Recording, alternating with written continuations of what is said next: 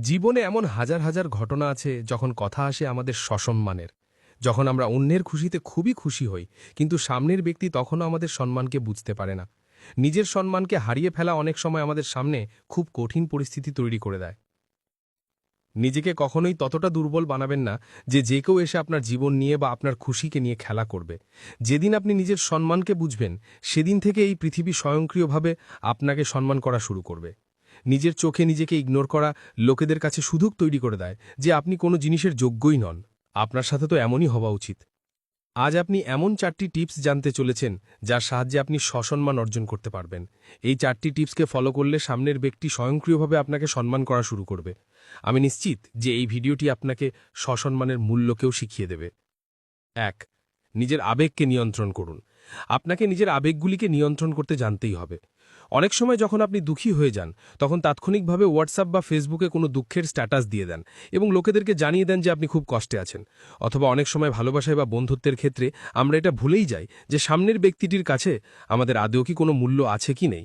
আমরা তো নিজের তরফ থেকে সম্পূর্ণ চেষ্টা দিয়ে দিই যে সে যেন আমার সাথে থাকে বা আমাকে বোঝে, কিন্তু সামনের ব্যক্তিটি আপনার খেয়ালই করে না, বা সে তার সম্পূর্ণ সময় তৃতীয় কোনো ব্যক্তিকে দিচ্ছে। সোজা কথা হলো এই যে পরিস্থিতি যেমনই হোক না কেন, কোনো মতেই আপনাকে নিজের আবেগের উপর থেকে নিয়ন্ত্রণ হারালে চলবে না। না তো কারো দুঃখে আপনার কাঁদা উচিত, আর না তো কারো খুশিতে আপনার আনন্দিত হওয়া উচিত। প্রথমে আপনি এটি দেখুন যে সামনের ব্যক্তিটি আপনাকে কতটা মূল্য দিচ্ছে, সে আদৌ কি আপনাকে বুঝছে নাকি বুঝছে না। তারপর তাদের সুখ দুঃখের অংশীদারি হন। হয়তো আপনি কাউকে ভালোবাসেন বা হয়তো আপনি কাউকে ঘৃণা করেন। কিছু পরিস্থিতিতে দুঃখী হয়ে যান, আবার কিছু পরিস্থিতিতে আপনি খুশি হয়ে যান। তাই জীবনের প্রতিটি পরিস্থিতিতেই আপনি নিজের আবেগকে নিয়ন্ত্রণ করা শিখুন। কোনো পরিস্থিতিতে বয়ে যাওয়া সামনের ব্যক্তির চোখে আপনার এক এমন ভাবমূর্তিকে তৈরি করে দেয় যে সামনের ব্যক্তি ভাবে যে এ বোধহয় সবসময় এরকমই। তাই নিজের আবেগকে নিয়ন্ত্রণ করা বিশেষ প্রয়োজন। 2. বলবেন না আমি পারব না। অর্থাৎ যে কাজকে লোকেরা ভাবে যে আপনি করতে পারবেন না, সেই কাজে নিজের শতভাগ দিন, যাতে সামনের লোকেদের মুখ বন্ধ হয়ে যায়।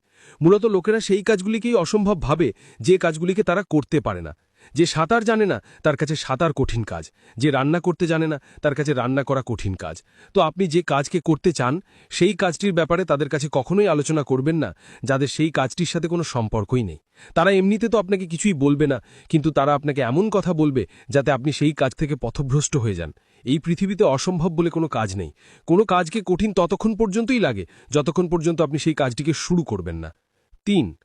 আপনি যা বলেন তাই করুন। মানে সেই কথা, সেই প্রতিশ্রুতি, সেই শব্দ যা আপনি নিজের মুখ দিয়ে বলেছেন, সেগুলি থেকে কখনোই পিছু হবেন না। যদি কিছু ভুলও বলে ফেলেন তো সেটিকে স্বীকার করতে শিখুন। যদি কিছু ভালো বলে থাকেন তাহলে সেটিকে পুনরাবৃত্তি করুন। যদি কিছু করার কথা বলে থাকেন তাহলে করুন। কাউকে কোনো কথা দিয়ে থাকলে সেই কথাকে রাখুন। কাউকে কোনো প্রতিশ্রুতি দিয়ে থাকলে তা পালন করুন। কেবলমাত্র লোককেই নয়, বরং নিজেকে দেয়া কথা, নিজেকে দেয়া প্রতিশ্রুতিকেও পালন করুন। আপনার এই গুণটি যে কাউকে আপনার প্রতি আকৃষ্ট করতে পারবে, আপনার মনোভাবে পরিবর্তন আনতে পারবে। আপনি তো এই কথাটি অবশ্যই জানেন যে এই পৃথিবীর লোকেরা তাদেরই অনুরাগী যারা শব্দে নয় বরং কাজে বিশ্বাসী। 4. নিজের মতো হন। আপনার ভাগ্য বারবার আপনাকে এমন পরিস্থিতিতে নিয়ে যাবে যেখানে প্রয়োজন পড়বে আপনার সম্মানের। যে জায়গায় আপনার সম্মান নেই সেই জায়গাকে ত্যাগ করুন। যে ব্যক্তিদের কাছে আপনার সম্মান নেই সেই ব্যক্তিদেরও ত্যাগ করুন। কারণ বারবার যদি আপনি নিজের সম্মানকে উপেক্ষা করেন তো এটি আপনার অভ্যেস হয়ে যাবে, আর এরপর লোকেরা কথায় কথায় আপনাকে এমন কথা বলবে যা আপনার সম্মানকে কমিয়ে দেবে। আশা করছি এই 4টি পয়েন্ট দ্বারা আপনি সসম্মানকে বুঝতে পেরেছেন এবং বুঝতে পেরেছেন যে সসম্মান কিভাবে বাড়াতে হয়।